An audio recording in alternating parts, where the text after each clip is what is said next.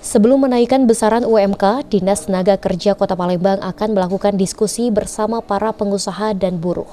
Dari hasil pertemuan tersebut, baru diputuskan bahwa besaran UMK untuk Kota Palembang. Sebagai informasi, UMK Kota Palembang pada tahun 2021 sebesar Rp3.270.093, mengalami kenaikan sebesar 3,3% dari tahun 2020, sebesar Rp3.165.519. Dinas Tenaga Kerja belum menentukan besaran kenaikan upah minimum Kota Palembang karena besaran UMK tahun 2022 masih menunggu hasil keputusan upah minimum provinsi. Wali Kota Palembang berharap para pekerja bersabar menunggu besaran UMK dan tetap bekerja dengan baik.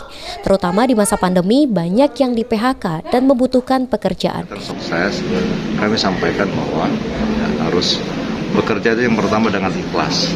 Dengan keikhlasan bahwa kita tidak akan merasa ngeluh, tidak akan merasa capek kita bekerja.